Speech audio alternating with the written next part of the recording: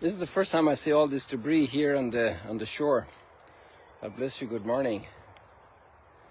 Lots of debris. It's an incredibly beautiful visual this morning.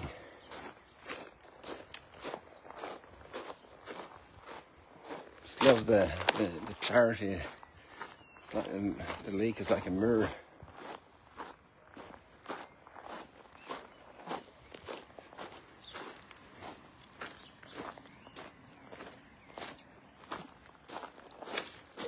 Doesn't seem to be anybody out there at all. I see a little bit of Mount Hermon up there, but not enough to show you on the screen. It's very, very faint.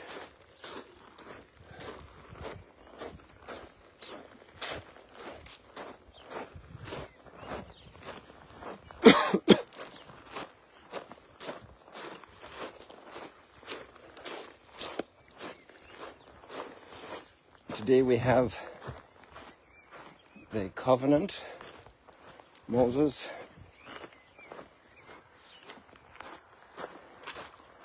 and to keep the commandments in order to be in the covenant with God.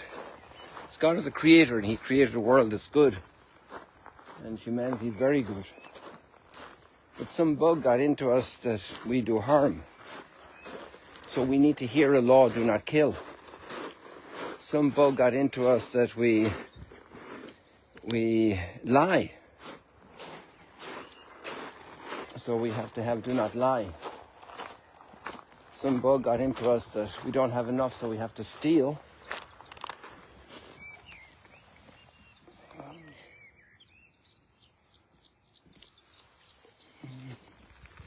And that we need to covet what the others have, which touches on the heart, do not covet. So it's not just an external, I want to go out this way here to get out to the other path. So it's not just in the New Testament that the law becomes spiritual. The commandments do not covet, touch what we desire, what's in our heart. So that's bad for us to be coveting. We need to watch over ourselves because the neighbor has a new car and we get sad because we'd like to have it. We covet it and we even get sad. We lose our happiness. It's even bad for us, but then it leads to stealing or then upset interiorly. Anger makes our relationship with our neighbor more difficult because they have a nicer car, a nicer house, or smarter kids, or whatever. You have to come over to the spot here. Okay. So you just came through here, people.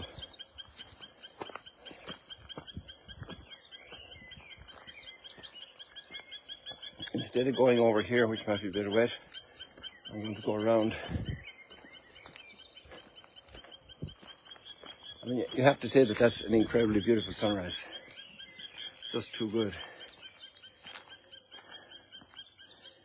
I don't want to stop seeing it. So we got all these commandments that we need. It's like a kid that needs to have reform school. The kid got so out of control that they need an incredible regimentary system to bring him back to healthy self-esteem and healthy relationships with others, with themselves and with God and with others. Look at these nice little blooms, very different from a tree, or a shrub rather. I'm not sure if it would become a tree.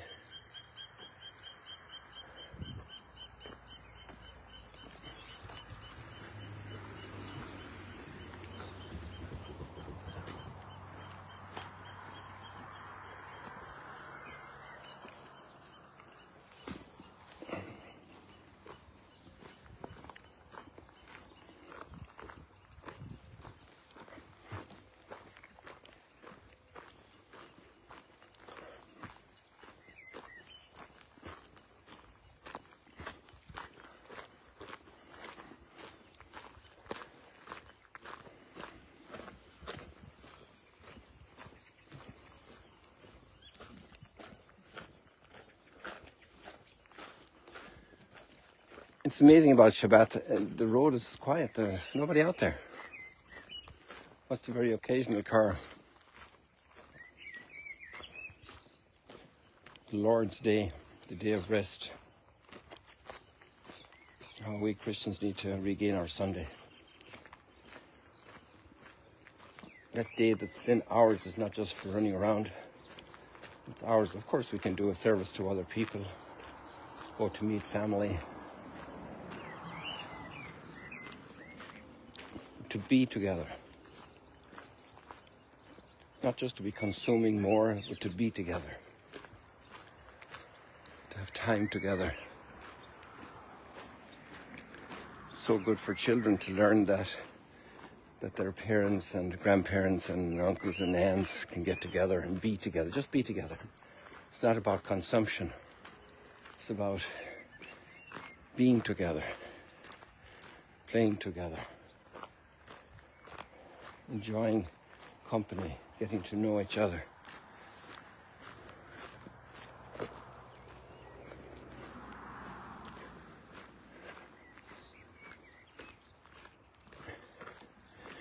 So then we have the tough one is in the gospel, but it's actually the victory of human nature made in the image and likeness of God to love our enemies.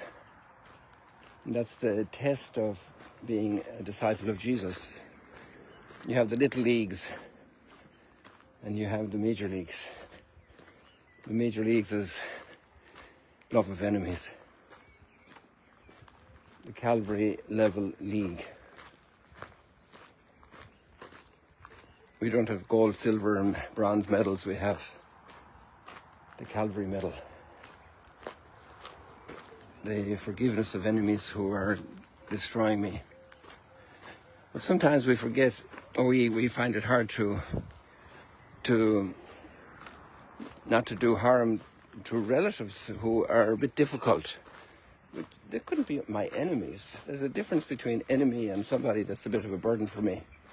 Somebody that, you know, in their moment of weakness said a harsh word, and that could be interpreted as my enemy. But of course, it's okay to start there, in love for enemies, but it really doesn't qualify. Love for enemies is really the ones who really do harm to us, who have evil intent toward us. So we had the Ten Commandments, we have that level of covenant, we're not doing harm to the others. We do anything to avoid killing another person, human being. Do everything.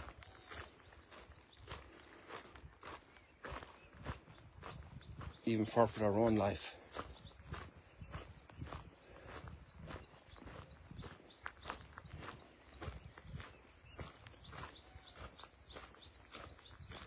We have some difficulties in the family. It is harder to practice charity to people who are not nice, who are harsh. It doesn't make them really the enemy, just difficult. We shouldn't make that heroic.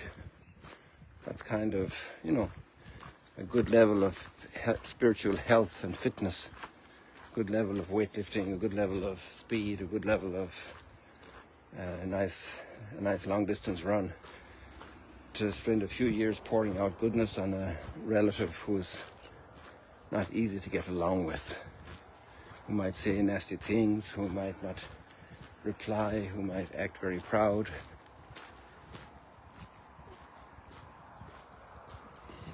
An upset relationship with a child or with a neighbor. They're really not our enemies. They won't steal your horses, they won't steal your sheep from the farm. Might be hard to get on with.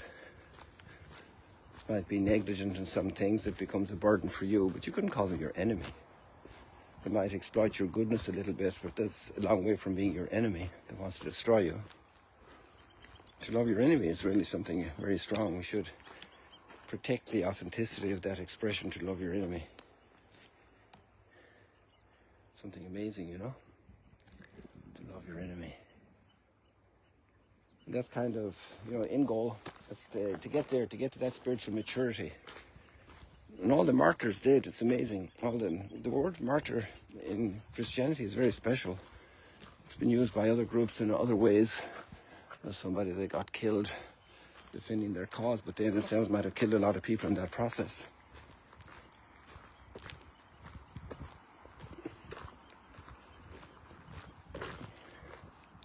I heard a story today about somebody I didn't know that much about, but I always admired for a couple of reasons. And a few centuries ago, Clemens Maria Hofbauer, and he worked in Vienna as well, and since I worked in Vienna, I knew a little bit about him, but very little, not really compared. And actually lived on the same street where he lived in Vienna. And he did a school for orphans in Warsaw. And the story I heard this morning in a podcast about the gospel today,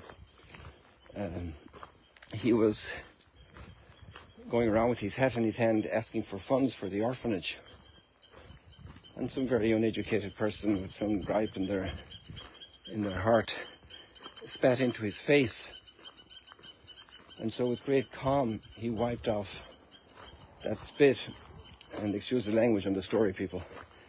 And he continued in great calm to look at the person who had spat at him, and he said, "That was for me.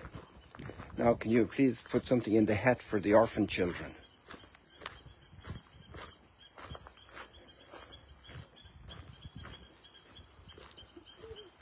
That's the stuff great humanity is made of.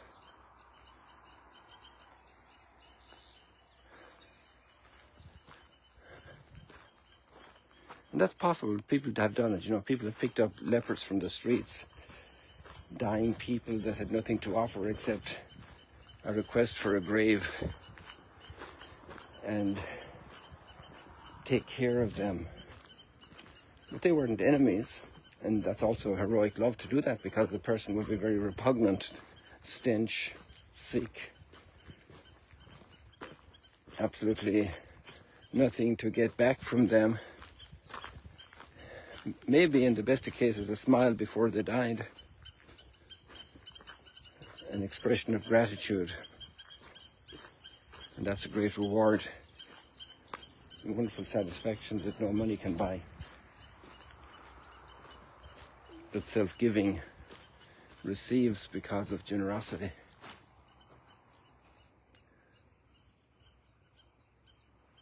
These aren't big apples, okay? These are this size.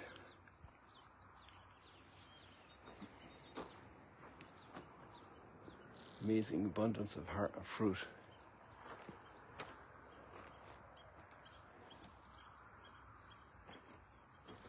Stretching all over the place. They actually taste like apples.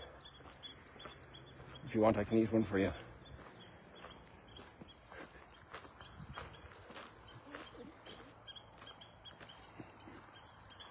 Blessed are they who follow the law of the Lord. Simply the 10 Commandments: not killing, not stealing, not lying. You can imagine those who then love the difficult person in the family, help to reconcile people in the family that are a little bit at odds with each other. People who love their enemies, love those who do harm to them, who insult them. Then you'll be like children of the Heavenly Father.